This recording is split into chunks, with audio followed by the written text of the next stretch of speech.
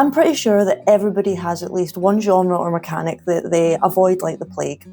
You've decided it's just not for you and you cannot be convinced to try it, no matter how many recommendations you get. For me, that was turn-based games.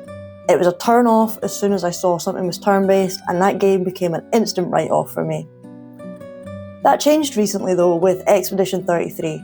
I expected to hate it, but it blew my expectations out of the water.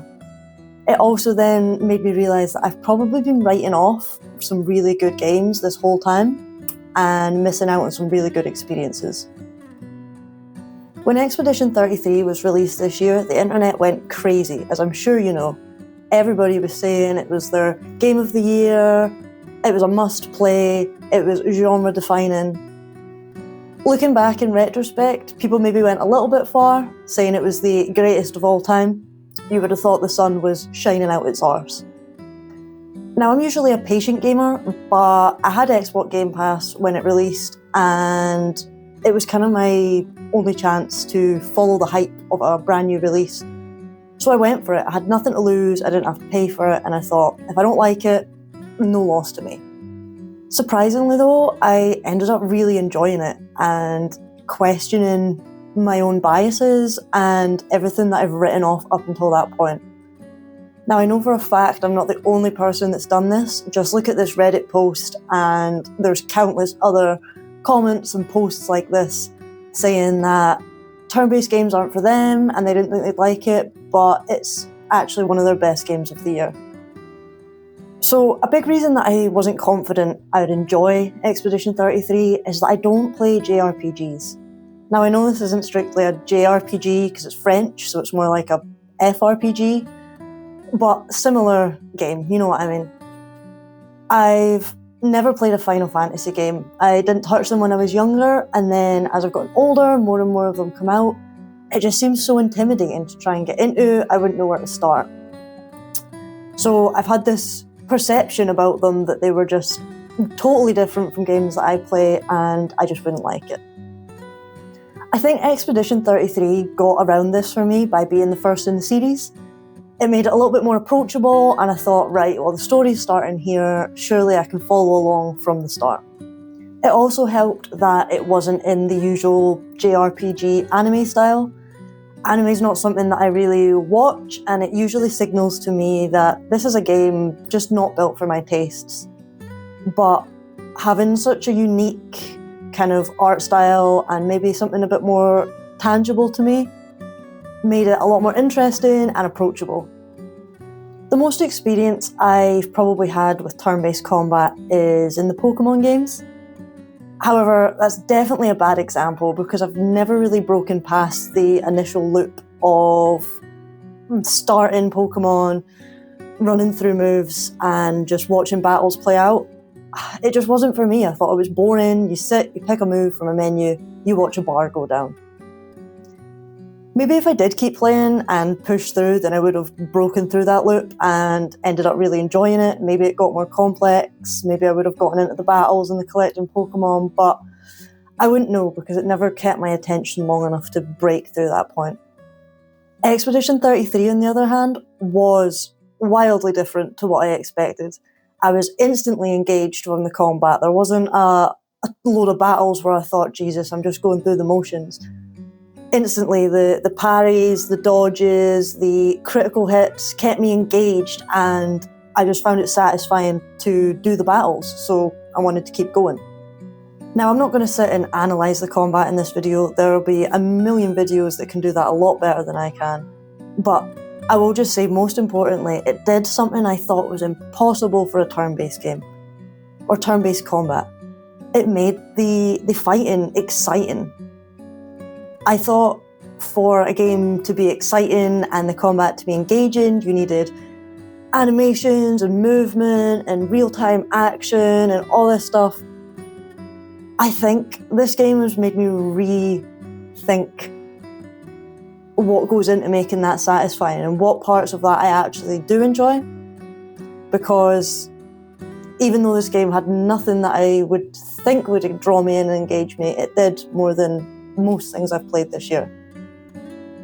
I mean, it got me engaged to the point where I was sat here trying to do counters and whatever, physically sweating on my controller, which sounds a bit gross now that I say it, but I've not had something like that since I played like competitive FPS shooters, CSGO, for example, when you're really clutching and you know it's the most important moment of that match.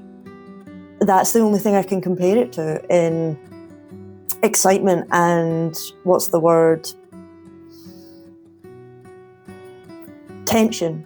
That's the word I was looking for. The tension was something I thought impossible for a turn-based game. Now, I need to make another confession to you guys.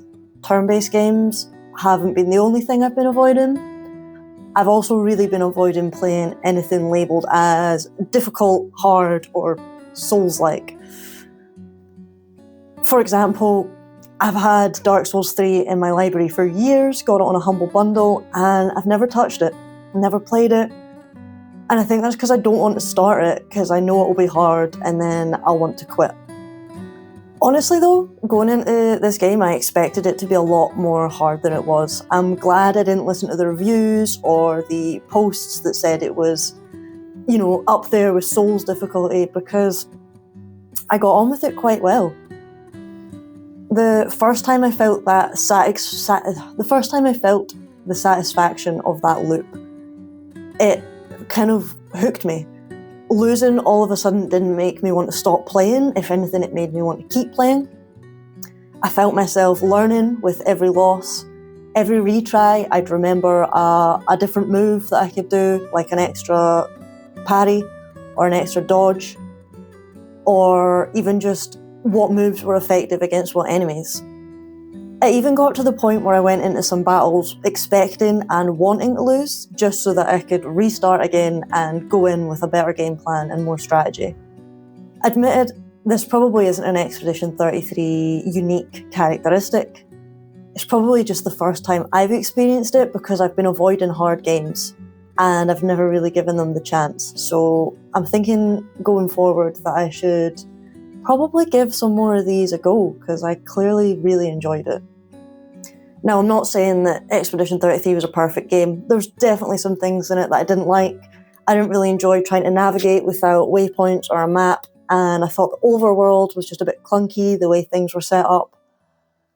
However, I know some people will definitely argue that it's the best game of the year, no flaws, and that's especially apparent with the Game Awards coming up, where I think it's 12 categories it's been nominated for or something ridiculous. So we'll see how it gets on. I hope it does win some awards. It definitely deserves them, but all of them? Maybe not. Saying that, I didn't finish the game. Maybe it blows you out the water at the end. I wouldn't know. I personally just hit a point where I did get stuck, and then it was about 2 weeks I hadn't touched the game, and I thought, you know what, that is a sign that I've played enough for me. I've really enjoyed the experience. It's kind of opened my mind to trying turn-based games and more difficult games in the future, but I've gotten what I need to out of it, and I was quite happy to stop there, I think, just at kind of the end of Act 2.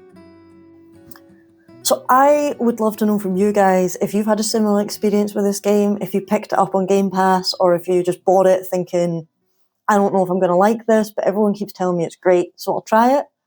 Or if not, what's another game that surprised you? What's something you picked up thinking this is not going to be for me, and then turned out to be a great time? I am hoping to drop another episode of Shelf to Screen and bring that series back a little bit more consistently. If you want to keep an eye out for that, I will be covering all the games I've played in November, including Lego Star Wars The Skywalker Saga, Assassin's Creed Syndicate, and I've just bought Ark Raiders, so we'll see how that goes. If that sounds like something that's vaguely interesting to you, or you'd like to see more videos like this, kind of discussion-based, please subscribe, like, anything at all. Really appreciate it. And thank you so much for watching, guys. I'll catch you in the next one.